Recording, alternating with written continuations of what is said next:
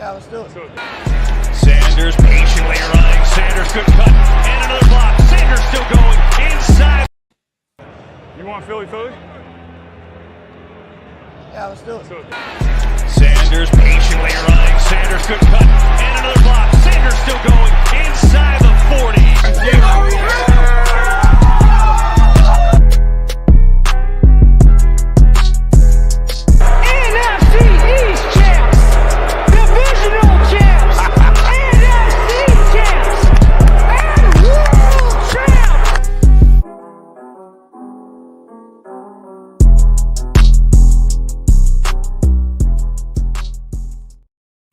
Hello, everybody, and welcome back to another Victory Green Hour as we had a 1 week absence of joining you here for a Victory Green Hour after the first loss to Washington last Monday night as the Philadelphia Eagles were able to defeat the Indianapolis Colts in a game that was a much closer than it should have been, 17-16.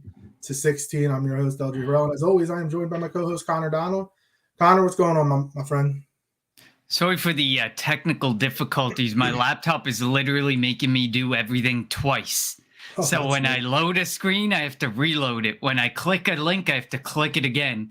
I don't know what it's doing tonight, but hopefully we can go off without a hitch. But it's great to have you back in the host chair, even though you won't be this Friday. But that's okay. It is Black Friday. I understand Americans take that far more seriously than Canadians. So yeah, we were talking about it on Friday. I think you said you guys primarily do online shopping, and I think with the pandemic over, I'm going to put that in quotes because there's still people. I don't know. I might have had COVID last week. Who the hell knows? But with the pandemic over, people want to get a sense of normalcy. So probably see more people out than we have in the last year or two. Definitely two, because in 2020 nobody was out. But yes, it's good to get my voice back and not be sick like I was last week. So thanks for holding down the fort for those couple of shows last week. But let's get back to our normal routine. Before we get started, as always, follow us on Twitter at Kelly Green Hour. Follow Connor on Twitter at Connor10, that's TEN. And follow me on Twitter at LJ Harrell54. You can follow the Painted Lines on Twitter and YouTube at the Painted Lines. And you can follow Edge of Philly Sports on Twitter, Facebook, and YouTube at Edge of Philly Sports or EOP Sports. And Connor, contrary to what you said last week, that is not written down. I remember all that.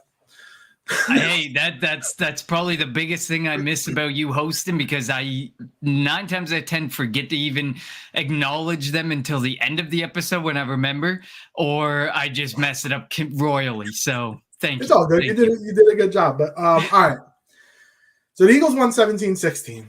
And when we were messaging back and forth through the game, I went through a roller coaster of emotions because I, at one point when it was 13-3, said the season was over because I thought, teams have figured us out. And defensively, or for the defensive side of the ball, and after that first drive, what did we say last week the Colts were going to come out and do? They were going to hand the ball to Jonathan Taylor. He was going to run it down their throats. First drive, 7 carries, 49 yards, and a touchdown.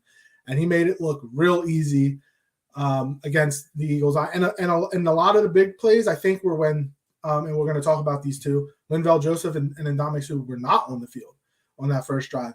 But when, and look, we had to expect it. Linval Joseph started. He was where Jordan Davis usually is. He was in the zero technique right on top of the center. And, the first play, I think, was a run by the Colts, and it went right into Linval Joseph's arms. And then, obviously, you haven't played a game all year. You're not in football shape. Being in shape is totally different than being in football shape. I say it time and time again. It took them a little bit. So the Colts went right down the Eagles' throats in that first drive. For again, they had 50 of the 75 yards, 50 were on the ground. Pittman had a big catch on that first drive. But the Eagles did settle down. Suh and Joseph got into rhythm, got into the feel of playing football again for the first time in 8+ months. And got to give them all the credit in the world. They were able to make a stand. The defense kept the Eagles in the game. Jalen Hurts won the game at the end, and the one thing we talked about a couple of weeks ago, Connor, was we wanted to see what Jalen Hurts can do when adversity strikes. And what do we mean by adversity? You're down, you need a drive, go score to win. They did it all on the ground, though. That's the only thing, is they didn't throw the ball, which, in theory, they didn't have to, obviously. But they ran the ball, 9 straight times, go down the field. Jalen Hurts with the touchdown run where the seas parted. It was ridiculous how wide open that lane. A Mack truck could have ran through that lane or gone through that lane. And the Eagles were able to come away with a 17-16 victory. Your thoughts, Connor? How important was that missed field goal? When you Oh, look it's back huge. now, that missed field goal gave the Eagles the exact opening they needed. Without that missed field goal, they needed more than a touchdown. We're talking a 2-score game. And the Eagles going for it on 4th and 10 when they should not have. They could have kicked the field goal there. That's within Elliott's range. Like, that also could have been a big difference in the game. There was a couple weird decisions made by Sirianni. It wasn't his best game. It definitely wasn't his best call game. I wouldn't say it was Steichen's best. These last 2 games have really been a little rocky for Steichen and for Sirianni. And Sirianni was decision making. Steichen, it's the game plan. The game plans that have been drawn up just have not been all that great. There was a couple times where we said it would happen. There was some forced throws to AJ Brown. But Stephon Gilmore had A.J. Brown locked down pretty good all game. And we kind of knew that we kind of had that sense. And I even said it. One of my guys to watch was Quez Watkins, and that he needed to be fed the football more. And, of course, he had one of the touchdowns in this game. And I think I posted it on our Twitter feed that in the last 3 games, he's 8 for 8 for 122 yards and a touchdown. Well, the first 7 games, I think he was, I can't even remember the exact step. I think it was 9 targets, and he had 4 or 5 receptions for not less than 100 yards. So he's doing so much better. He's settling in. And I said, aside from that atrocious fumble, he needs to be used more. And he's probably one of the biggest beneficiaries of Dallas Goedert being out for however long he's going to be out, because let's be real. The tight ends are bad. The amount of times they used 2 tight end sets was scary, and how inefficient they were was very scary. They were terrible. Tyree Jackson is still really bad and still needs a ton of work. Jack Stoll cannot be playing as much as he played. I think it was he played 50 some snaps. That's too much for Jack Stoll. Tight end 2 was a need, and now it's showing it's a glaring hole that likely cannot be filled as simply as Linval Joseph and Ndamukong Suh being put in. It was. Yeah, the Dallas Goedert injury really hurt the offense. They didn't use the middle of the field at all. And while Quez Watkins was the touchdown was sort of over the middle of the field, he ran from one side over and caught that pass. But it's a glaring need. Now that it's not going to happen, it'll never happen. But if I'm Howie, you know who I'm calling? Just to get interest. Rob Gronkowski. Yeah. I'm going to call him. Now, if he won't go to play with Tom Brady, he's probably not going to come play with the Eagles. If he's not going to go to Florida and play in Tampa, why would he come to the Eagles? But it doesn't hurt to pick up the phone call. Hey Gronk, we're 9-1. Dallas Goedert's going to be out until week 15, 16, 17. We need a presence. Come and help us win a Super Bowl. You can win what would this be? His 5th, 6th? I don't know how many Super Bowls he has. But come help us. That's why Sue came here. That's why Joseph came here. They both wanted to win another Super Bowl. They have $7 million in cap space right now, and obviously we know the Eagles like to carry a bunch of it over. But if you have a glaring need, just like they had at defensive tackle, and they have one right now at tight end, what better tight end is there available that the Eagles could get? Gronk, and I can't name any other tight ends that are on practice squads or anything that would be as good as Gronk. It doesn't hurt. Maybe Howie has done it already. And he's been shot down. And okay, obviously we'll never know. But if I'm Howie, I'm calling Gronk and saying, "What do you want? How are you feeling? How's that body? Are you in shape? What do you think? We're 9-1. You want to come help us be that final piece to help us win a Super Bowl?" Because imagine again, hypotheticals. Imagine the offense: AJ Brown, Devontae Smith, Dallas Goedert, Gronkowski, Jalen Hurts, Miles Sanders. Just imagine that offense. Even when Dallas Goedert comes back, you could use them in 2 tight end sets, exactly. And we'd rarely ever have to see Jack Stoll, or we'd never have to see Tyree Jackson, which for this season I'm 100% okay with that. And Grant Calcaterra honestly, Calcaterra probably should have seen a bit more time, because I think at this point I think Stoll is a good blocker, but outside of that, your best receiving tight end is likely Grant Calcaterra, and the fact that he didn't get as much time on the field is a little surprising, because he might have been able to help open up the middle of the field a bit. even if just a little bit. And you miss that yards after catch ability massively from Dallas Goedert. You can tell he's by the time he comes back, he's still probably going to be top 5 in the league in yards after the catch. That's how purely amazing he has been after the catch this game. And it shows how necessary it is to open the field up altogether, to have a guy like Dallas Goedert out there who could be really physical in the middle of the field, or he can be very efficient in the screen game or in the flat when you want to get the ball out to him and create a bunch of yards after the catch. No matter how he was doing it, he was making it work a lot after the catch, but something we vitally miss. And you talked about Linval Joseph and Ndamukong Suh. Those were humongous. When you look at the breakdown of how they played, so they did not pass rush very often. Linval Joseph played 26 snaps, 18 of them were against the run. Ndamukong Suh played 17 snaps, 10 of those were against the run, whereas Fletcher Cox and Javon Hargrave played 30 snaps each in pass rush. So you can tell they came in and they were 100%, they knew where their weakness was. Was Hargrave a weakness against the run? Probably not as much as Cox, but you can tell that they were plugged and played essentially as much as they could be in the run defense role. And it also helps that as a defensive tackle, let's be real. Joseph showed up Thursday afternoon. Suh showed up Thursday night. Probably zero practice, and you got to give the defensive line coach Tracy Rocker for the Eagles a lot of credit just to get them guys ready to be able to go on the field at all. So they were given probably, look, this is what we want you to do. Knowing that it's going to be the Colts and they're going to primarily run more than pass, we'll get you out there to go out and stop the run. So it was a lot easier. Imagine what these two guys are going to be able to do back in the football weight room, in the playbook. You know, it might not be as much against Green Bay, but against Tennessee, and then against the Giants, they're going to be so much more productive. And then the question becomes, we obviously don't want Fletcher Cox on the field as much. Hargrave, probably not as much, but he's been better than Cox. And then when Jordan Davis comes back, you have that 5-guy and this doesn't even include Milton Williams. So that's a 6-guy rotation you're going to have at defensive tackle. I don't know if they're going to keep all 6, but Suh can play on the outside. Milton Williams can play on the outside. That gives them a lot of flexibility with that defensive line rotation. And you keep guys fresh. Like we mentioned last week, you won't have Fletcher Cox playing 70 plays like he did against Washington. He'll play 30. He'll play 40. And hopefully we get a more fresh and a better Fletcher Cox, which we haven't seen lately. But you're going to have a better Suh. You're going to have a better Joseph, a better Hargrave, a better Davis. You're going to see these guys that know, look, we only get a limited opportunity on the field. We have to give it our all when we are on the field. And that rotation is going to be key going forward, especially against Aaron Jones and A.J. Dillon this week. Derrick Henry and Hillard the next week. Saquon Barkley, the Chicago Bears rushing attack. Zeke and Tony Pollard coming up. And then Saquon again. And then Alvin Kamara as well. You have this real gauntlet of running backs you're going to be going up against. It's a good thing, and it's also something to see how we be able to shore up that need that he had on the defensive line.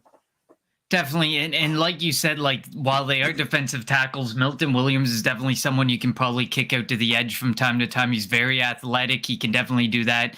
And we did see Fletcher Cox play 48 snaps and Javon Hargrave 47. I suspect Hargrave can stay around this level of play, but Fletcher Cox definitely, this is the last week we probably see him eclipse 40 snaps. I really think at this point that you can probably push him to the 20 to 30 range, keep him there. Hopefully he can be effective and stay fresh that way. But this is going to become really important, especially down the stretch and in the playoffs. It's looking more and more likely we're in the playoffs, especially with the fact that I think a 9-win team is going to make it as the last team in the NFC. It would be an historic collapse if the Eagles do not make the playoffs. It would be historic to see them not beat our projection of 10-7. They literally are at a point now where they'd have to go 1-6 over their last 7 games in order to just meet our projection. But yeah, we won't try and jinx that. Josiah Scott was definitely a weak point. It definitely shows really missing Avonte Maddox. It's definitely going to be a thing. He was targeted 6 times, allowed 4 receptions for 82 yards. He did have 2 pass breakups, but of course, when you're targeted, surprisingly, he wasn't targeted the most. Yet again, James Bradbury was targeted the most extremely effective. James Bradbury targeted 9 times, allowed 5 receptions, but only 25 yards. I mean, Josiah Scott could be a problem if Avonte Maddox's injury lingers any longer or lingers towards the playoffs. And we kind of knew that. Josiah Scott, I didn't like the matchup. We talked about it on Friday. I didn't like the matchup against Paris Campbell. It took Campbell a while to get going, and some of it happened in the garbage time, of course, when they were trying to work their way down the field. But at the end of the day, he did still give up 82 total yards, and was could easily have been targeted more and likely taken advantage of more. And we were lucky that he wasn't. Otherwise, everybody else was rock solid in coverage. But minus that big Darius Michael Slay still Pittman had and that down. big Campbell. I think Darius Slay had a down game for his expectations. Yeah, it was 4 targets, 3 receptions, 36 yards. It wasn't exceptionally well, but he's been having a bit of struggles when running the gauntlet, and we kind of saw it last year when he started running that gauntlet with wide receivers. You can only do so much for so long against some of these guys before the floodgates periodically open. We kind of saw it against McLaurin this week. We saw it a bit, but definitely not as much. So it'll be interesting to see what they do at cornerback. That's probably one of the deeper wide receiving groups we play for the rest of the season, if I remember correctly, beyond maybe Dallas, especially if they get OBJ. The Saints? The Saints. Yeah, well, it's Chris Olave and Jarvis Landry. Michael Thomas isn't going to be back, sure. So it's not that deep. That's probably the deepest one we were going to face. So maybe things will get a little bit easier for Darius Slay going forward. But no matter what, there are going to be some games where it's going to be tough. He's going to really have to step up. And we'll see how that goes and if he's able to support. But giving up 36 yards is not a bad thing. Giving up 80 to 100 yards is not so great. It felt like it was a lot worse than that, I guess. But he was probably in the area of the ball a lot, kind of like what happened with Terry McLaurin when you're playing off coverage in circumstances. Maybe it kind of looked like he was in the area more often than not, but wasn't attributed with the actual catch. But overall, I was pretty impressed with them. But you were playing a pretty washed Matt Ryan, who really hasn't been able to. He's done a good job of unlocking Paris Campbell. He's done really good with Michael Pittman, but I don't think they've really truly unlocked the potential of this offense, because this offense is really good on paper. I think it's really good on paper, but they just haven't been able to get there. Like Matt Pryor was supposed to start, I think, at guard, and yeah. He ended and up then they were missing the right tackle as well. But talking about the Eagles defense, while they were good after that first drive, we have to remember something. Do you know how many points the Indianapolis Colts averaged on the season?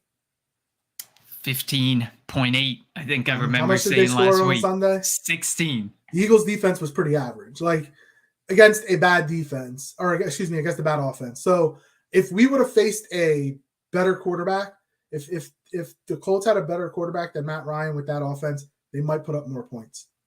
So while the Eagles defense was good, we have to slow down with they were awesome. We got to keep it real. Look at the opponent. You kept them to their average, so you were an average defense. We need to see better. We still have to see better. It took a while for adjustments to come from Gannon, but also I think Gannon was better than Sirianni and Steichen, and that says a lot. Far better. I think he was far better this game. Right from the get-go, I know that they gave up that touchdown, but things got a lot better for them. And they looked a lot more comfortable, while obviously Indy was still willing to run and still willing to try and get Jonathan Taylor the ball. This is a circumstance where you can sit there. The yards per carry was 3.8. So we averaged a little bit more than the last game, but I would argue that Jonathan Taylor and this Russian attack was much worse than what Washington did to us. So while they did try and push it, and Jonathan Taylor did run the ball 22 times, and they as a team ran the ball 26 times, it didn't affect us as much as what we saw against Washington. So the fact that we were able to force them to go to the air and turn to the air a little more was definitely a lot better. And the fact that you can keep Jonathan Taylor to 22 and 84, which I think was what you said, 49 yards on the first drive or something, and then 40 for the next 10 drives. Like the fact that you can do that, that is really impressive. And I remember sending you the text saying, oh no, here we go. The blueprint's there. And then right after that, they shut it down. And a lot of that, I think, has to be attributed to Linval Joseph and Ndamukong Suh. And like when Jonathan Davis comes back, that'll be huge. Like you said, that's going to be a 3-man rotation that is extremely effective against a run. And then you got Javon Hargrave, who would be out there in the majority of pass rushing situations because that's what he's good at. And then you can mix it up with whoever you want beside him in those circumstances. But Fletcher Cox will definitely not have to see the field as much. But it was okay. Like you said, it was okay. There's still definitely some concerns.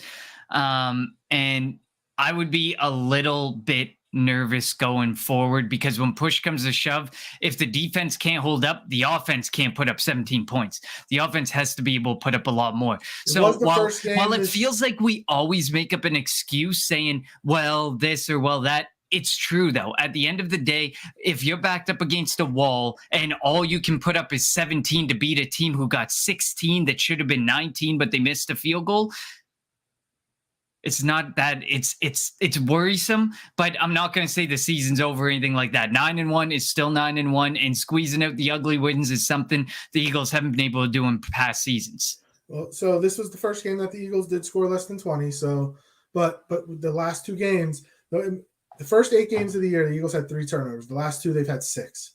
That has to change. Like they have to become better with the football. And I know one was the Devontae Smith, in that last play of the game against Washington, just trying to play backyard football, but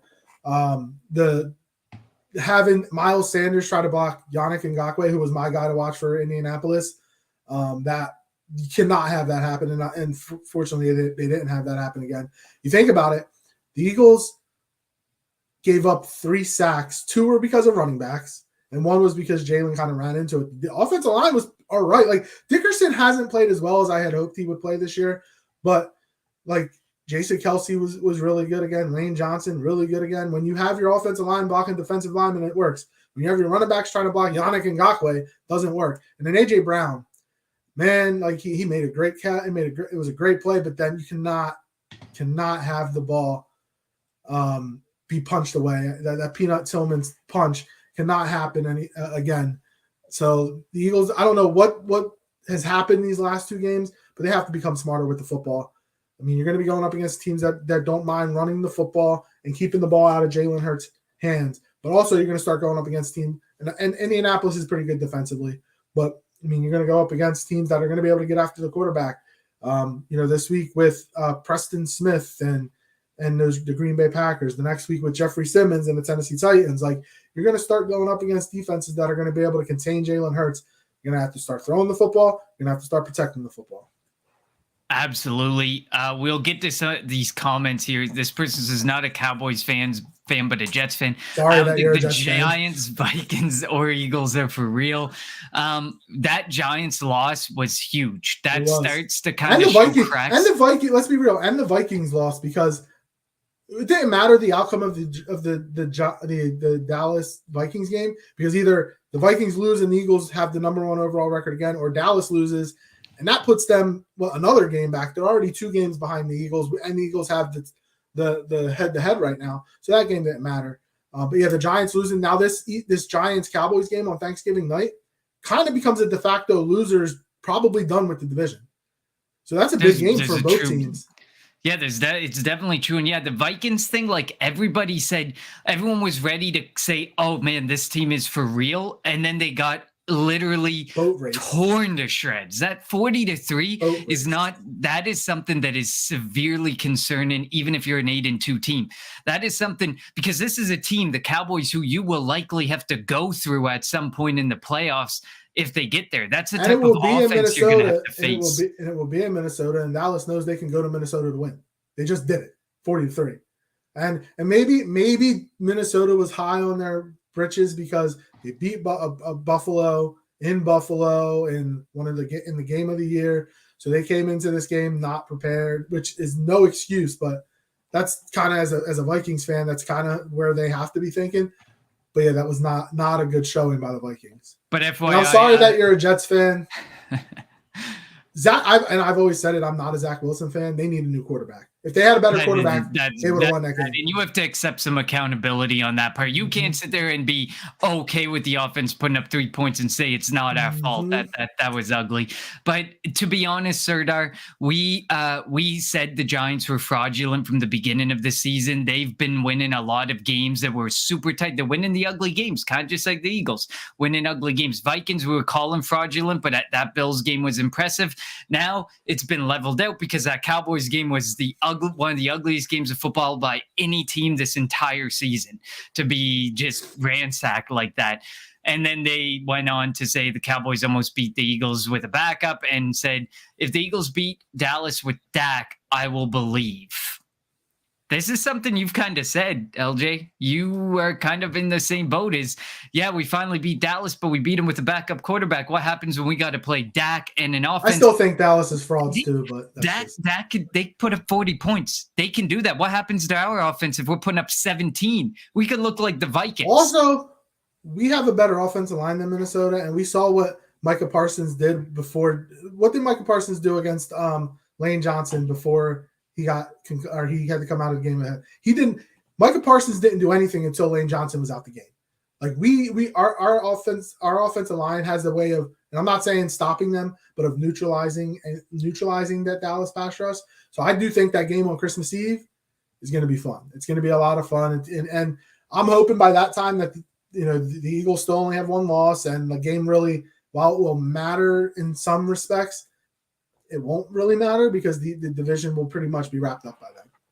But we still have plenty of games in between now and then. We have so many games in between, but this is a really good opportunity where the Eagles sit that, like, if we, because it's Dallas and New York playing on Thursday, right? So that kind of sucks. But if I were to pick, if I'm cheering for someone, it's going to be New York, because I think New York can lose more than Dallas down the stretch. So my idea is I want New York to win and Dallas to lose, because that gives us a 3-game lead on Dallas, which is far more important to have down the stretch. Mr. Williamson, fire away with your question while we continue to talk. Putting the question up. We also haven't faced the Giants yet. We've faced Dallas once. So, like, we also have those 2 games with the Giants. Like, even if we split with the Giants, like, that'll also be another loss for the Giants, while it would be another loss for us. So, like, I think I would rather – I guess it doesn't really matter. I still think the Eagles are the better team in the division right now. I think this is like supposed to be like a tongue twister. For the football team to be able to play in the playoffs, they need to be able to play the playoffs with their players on their own team, so that the teams are not playing at home. I'm confused by that. Yeah, I am definitely confused by that too. I think he's trying to catch us off guard with something that just. Maybe he'll elaborate, or maybe he just wanted us to read that out and see that live. But I only murmured it because I didn't want there to be a bunch of dead air. Not tongue twister, just English. Okay. English isn't his best. Okay. Well, we're a little confused. If you can further elaborate, maybe with less words, we will definitely take it. But while we wait on that, let's flip to the offensive side of the football and hit on the run game was not that great. And it was Jalen Hurts.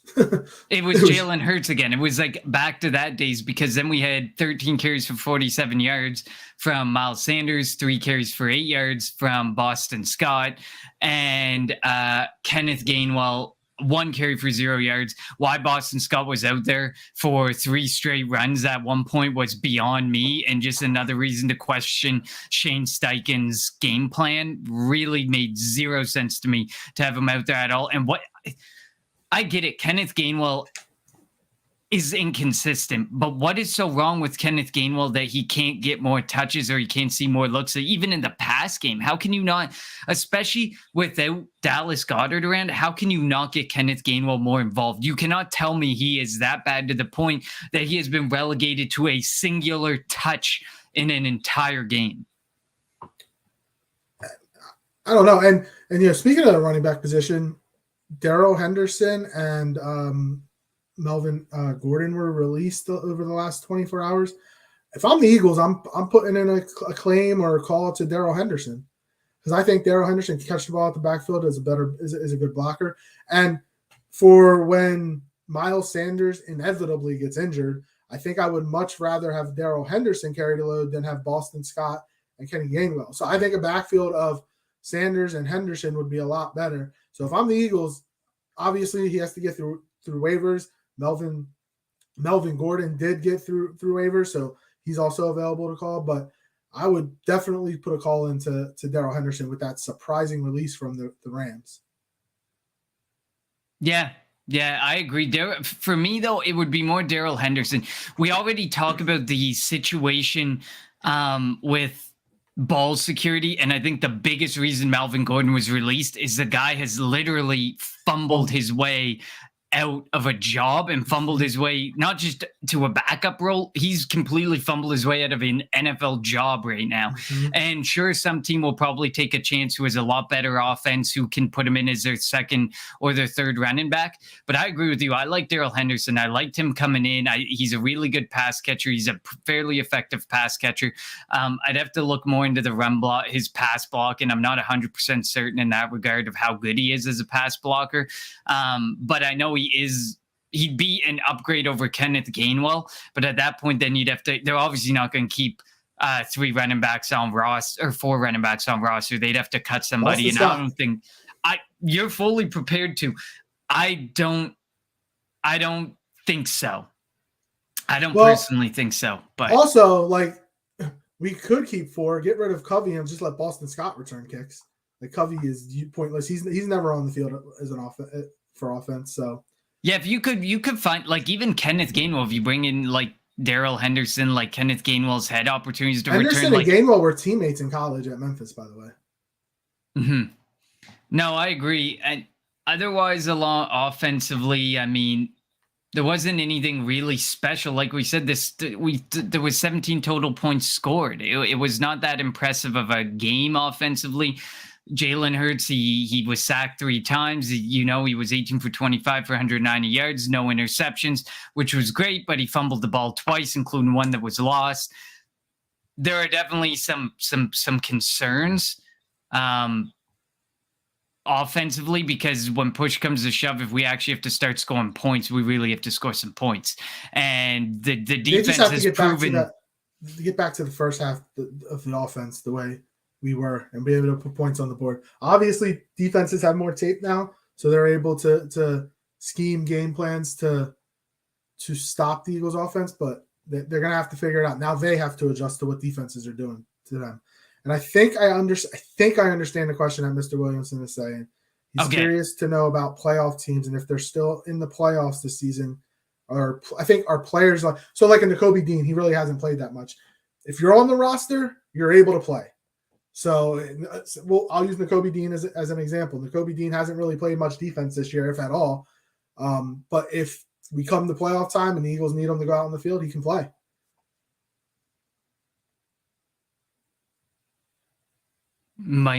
Who's cheese hair? Who's that? I don't know who that is. Did LJ address the question though in regards to, are you asking about the players who haven't been playing or the injured IR players? I do believe you have to come off the IR before the end of the regular season to come to play in the playoffs, if I'm not mistaken. So that definitely has to happen. If you're talking about some of those injured players, I do think some of them will.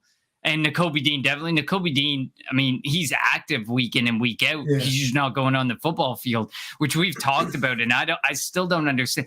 I think he should have been mixed in this week. I still don't think he played a single snap. But I don't understand, like, why not have him out there at all to try? Yeah, he didn't play a snap at all. Like, why not have him out there at all and give it a shot, especially with seeing Linval Joseph and Ndamukong Suh do so well against the run? Why not bring in a linebacker who hasn't had much of an opportunity to play behind guys that you can trust against the run? Like, I still don't understand what's going on there, and I don't know if a reporter has ever asked a question, but I would love to have them press more on that question. TJ Edwards was better this week, and again, Kaiser White better this week. Kaiser White was, and again, Kaiser White started the season great, and remember I was talking about they need to find a way to re-sign this guy now, and while his play hasn't been really bad, it hasn't been as consistent as I would like it to be. So I mentioned it last week, and I'm going to keep mentioning it. It's time to unleash Nakobe Dean. Let him get out. Let him get out on the field.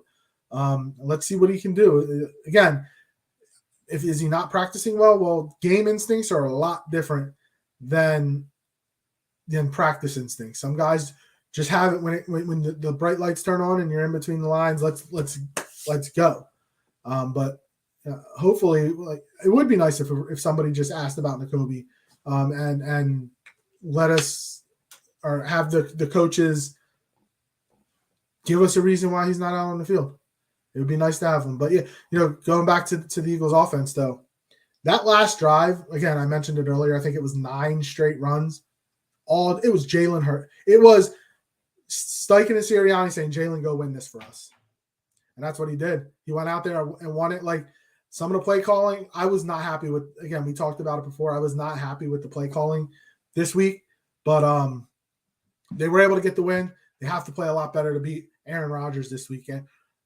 Yeah, I know that Aaron Rodgers doesn't have the same weapons as he had, but he still has Aaron Jones, still has A.J. Dillon. Robert Tunyon's a good tight end. Christian Watson is starting to turn into a nice receiver. They have Alan Lazard. And then defensively, your boy Rasul Douglas is coming back. It'll be interesting to see what he does this week. So it's going to be a big matchup for the Eagles. Yeah, TJ Edwards definitely also had a good game against the run. He had 5 stops, which is pretty impressive. Those aren't always against the run. Obviously, they're just plays that are negative plays or don't go for any gain, but it's still a positive to see TJ Edwards contributing in that way. And it's time somebody has to stand out against in this pack of linebackers, because there's no way that Kaiser White, TJ Edwards are coming back. And then you have Nakobe Dean still waiting there. Could Nakobe Dean, if he's not unleashed this year, is being unleashed next year and has to be unleashed to his fullest next year? There's a part of me that is really concerned that the team is not saying as much about potentially the injury or the impact of the injury on his ability to play this year. And that's why I would like somebody in the media to come out and ask the question and be more pushy about the question to get some of these answers to Nakobe Dean. I know. I 100% would too, because just to me, it makes no sense. These linebackers aren't playing. They're playing well enough, but I don't think they're playing to the point that Nakobe Dean sees 0 snaps. 0. He's seeing nothing. Even like you look at Reed Blankenship played 2 snaps. Patrick Johnson played 5 snaps. How do these guys get those snaps? And Nakobe Dean is incapable of getting any. Did Kevon Wallace play any snaps? Kevon Wallace did not, which is good. It's about time Wallace not see anymore. Blankenship has taken, and this is Chris's boy, Blankenship has taken the backup whatever snaps there are. The third string, almost nothing job for safety. Which is a concern if something happened to Epps or CJGJ. If something happens to Gardner Johnson, if something happens to Epps, that's a big concern. Definitely. No, I agree. And we talked about that, though. The fact that he went out there and he made the moves that he did, and Robert Quinn is on the team and still he played 10 snaps. You gave up 4th round draft capital and you don't know how to use him, or you just don't want it, or he's just there as a insurance policy in case somebody gets hurt. To me, it makes 0 sense. I mean, I guess the good thing about it all is that the Bears pretty much ate the entire contract that was guaranteed for the rest of this year. So I guess at this point it's a wash. But maybe they're waiting to unleash them against Chicago. I don't know. It makes no sense, though. But yeah, I agree with you. At the end of the day, a win's a win. We're not going to keep bashing it. There are a lot of positives to take out of it. Linval Joseph and Ndamukong are going to be huge to this. I think TJ Edwards, could have a really good back half of the season and run away with this job, forcing Kaiser White out of town, which is fine with me. I like Kaiser White, but neither of them have done a ton to stand out. I find TJ Edwards has done more to stand out. And then, of course, offensively, I was happy with the output from Quez Watkins. I think he definitely needs some more usage.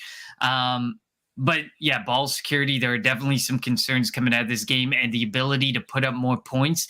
Sure, you didn't need to, but you can't sit there and tell me we've seen them play before better than this. Like, don't play down to the level of the team. Like, if you have an opportunity to score more points, if you can score more points, you go out there and you put up more points and you do more. And it just feels like they're starting to play down to the level of some of these teams and down to the level of let's just get the points to get the W and move on. And of course, shout out to Nick Sirianni, who I know there's a lot of tweets going around that like, I saw a tweet that, oh, this is why this is a coach that's really, this is why he's so easy to hate or something. And then all the video comes out that all he said to that Colts fan was definitely a rightful comment to make, that he did that. This was for Frank Reich because he was really looking forward to playing Frank Reich. And he thinks the Colts did Frank Reich dirty. Especially, hopefully they take their head coaching search seriously. But if Jeff Saturday becomes a permanent head coach in Indy, I definitely have some really big questions about that organization.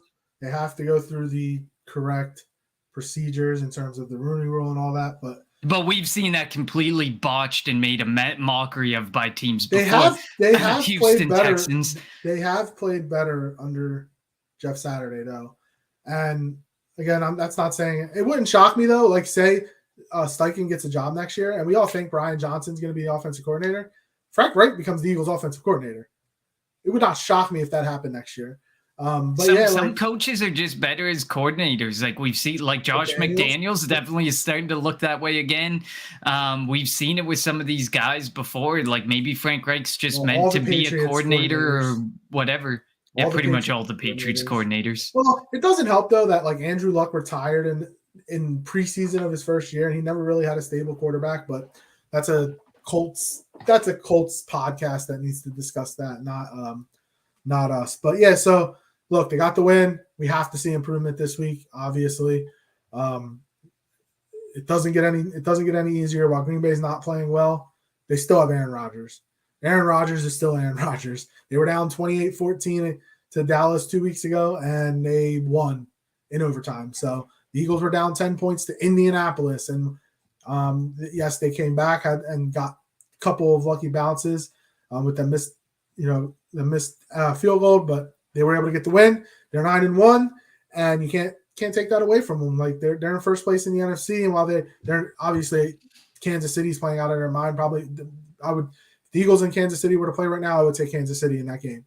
But the Eagles are still, I think, the top team. They beat Minnesota. They beat Dallas, even if Dak wasn't playing. So you got to give them credit where credit's due. Absolutely. And if you remember last week, Minnesota was the flavor of the week in the NFL. This week, Dallas is the flavor of the week. It's going to change this week. If Dallas loses to the Giants, it'll change this week too. So.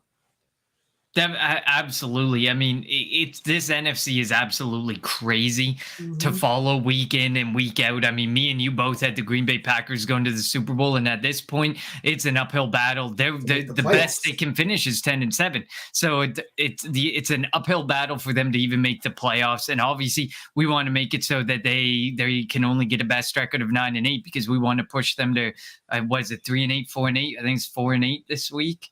Yeah, 4-8. So we want to be the guys that push them to 4-8. And if you get to 9-8, while I said that's likely the last team to get in, I think there's going to be a fair amount of teams sitting at 9-8 that you would have to duke it out and own the tiebreaker over to actually get into the playoffs. This NFC is wild, and not really wild for a good reason. It's actually a lot of really bad. Like the LA Rams are at the point now where they're not rushing cut back unless they turn the season around without their best offensive weapon. That's wild. Picked him with the second overall pick in my one fantasy draft, so I'm not happy right now. It's definitely heartbreaking, and that loss to the Saints. First of all, we want the Saints pick to get worse, and it actually got better. And they're ninth overall pick right now. 10th, isn't it? 10th. Is it 10th? 10th. Whatever it was, yeah, it was so 4th. It was 4th to 10 before. in 1 week. That's how bad things are in the NFC and the AFC at the bottom. They're just jockeying for position, and every week could make such a dramatic change. So hopefully the Saints start losing the Saints again. Have but the Niners this week, so I think the Niners scare me a lot. That team is good.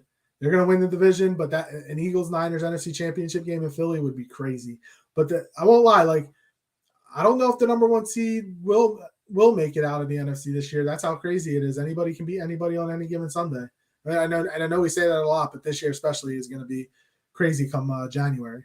I love the parody of the NFL. Like, some people may not love it, and there's a reason that the NBA is trying to get a salary cap, like a locked-in salary cap, because it just makes the game better. I mean, I know you're not a big hockey fan, but the NHL, there's so much parity. The NFL, there's so much parity. What are the 2 sports that has no parity where you can buy championships? The MLB and the NBA. And it's no shock that the NBA is looking that direction, and I wouldn't be surprised if the MLB looks that direction. But now that players get paid so much damn money, it's so hard to sit there and say, guess what? We're locking teams at X amount of money. It makes it incredibly difficult for the NBA to do that. But that's what you love about the NFL, the parity, and you never know what will happen on any given Sunday. Yep. So this week the Eagles have the Packers, so it should be a good game. And I know you and I'm not here. I'm not going to be around. Whoever I can lock in, we're going to have a good preview show. We'll have a good preview show for the Eagles, Packers, and then I'll be back with you next Tuesday to react to the Eagles and the Packers. All right, before we get going, let's give our unheralded players of the week for week. What are we in? Week 11 in the National Football League. And again, Connor, you know what we mean by unheralded. We don't want any superstar. We don't want Travis Kelce, Patrick Mahomes, Josh Allen. We don't want those guys. Who you got for your unheralded player of the week this week in the National Football League? Would be super easy to take Mahomes or Kelce this week, but I'm going with Demarcus Robinson, Baltimore Ravens. It was the ugliest game ever, and for a moment there, I actually thought the Panthers were going to get that upset.